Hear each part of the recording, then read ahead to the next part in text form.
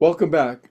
First things first, there's a sign somewhere that says that, first things first. And in the chat is a link to a LA fire relief event that I and another wonderful yoga teacher lady are planning on Saturday, February 22nd. And the entire purpose, all the proceeds go directly to the American Red Cross fire relief. So very direct, no waste. It all goes to the right place.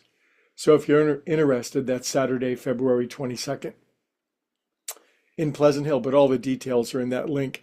And I will I will so appreciate it if you would share that for the urgent need of our friends who could really use our help right now. So it gives us all a chance to do something that helps.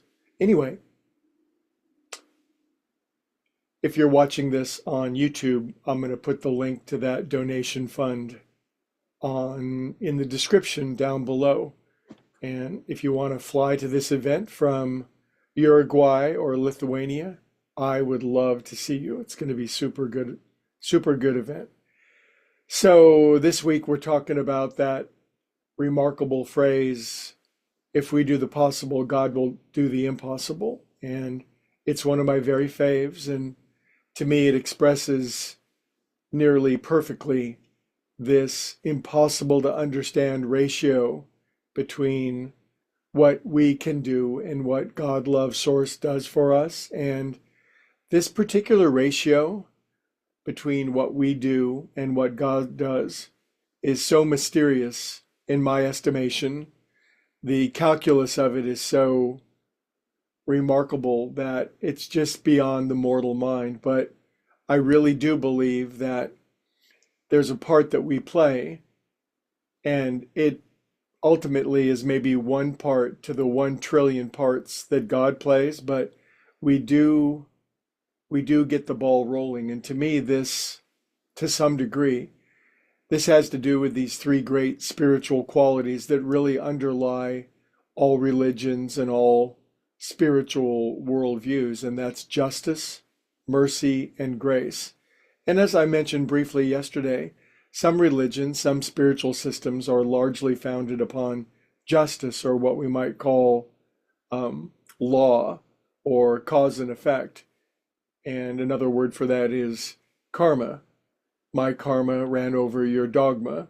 And by this I mean some religions are highly set up upon this principle that what comes around goes around, and what goes around comes around, and that we better get our ducks in a row and start flying right, because every time that we act against law or principle, or we hurt or wound someone else, or we hurt or wound ourselves, it's just going to come back around and around and around and around and around. And certainly karma is real. Karma is the truth. It's a spiritual awakening and a spiritual milestone when any soul awakens to realize that there's just no getting away with nothing. The law, the karma of the universe is always watching every movement, every atom, every molecule, every interaction, because we are one.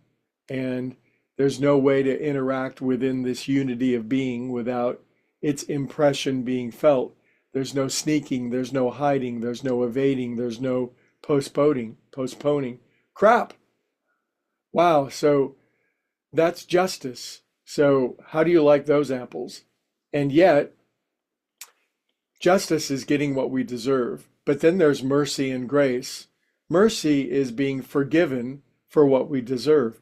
Now, should we expect forgiveness if we haven't done a damn thing to clean up our act and change our minds and repent and walk in the other direction? I think that's preposterous and ridiculous. I think for somebody who's engaging in the worst possible behavior, thinking, activity, to expect forgiveness when they've done nothing to repent, well, I think we all know where that goes. And then there's grace. Grace is the gift of forgiveness that we don't even deserve. And when I think of this, I think of this thing called a moment of clarity. And I think all of us have had these moments of clarity where, in the midst of something going very wrong, or bad circumstances, or evil being continuously being heaped upon us, we have this remarkable thing called a moment of clarity. Now, talk about grace and mercy in the midst of everything being bad or going wrong. There's suddenly like a, this is not, this is not right. Now, to me, this is the direct action of God on our life, and it is God doing for us what we cannot do for ourselves. It's that reminder, it's that wake-up call. So this week, I find it very interesting, and I hope you do as well, to play with these three great fundamental spiritual qualities: justice, getting what we deserve; mercy, being forgiven for what we deserve; and then grace, the gift of love and joy and light that is really beyond anything that we could ever deserve.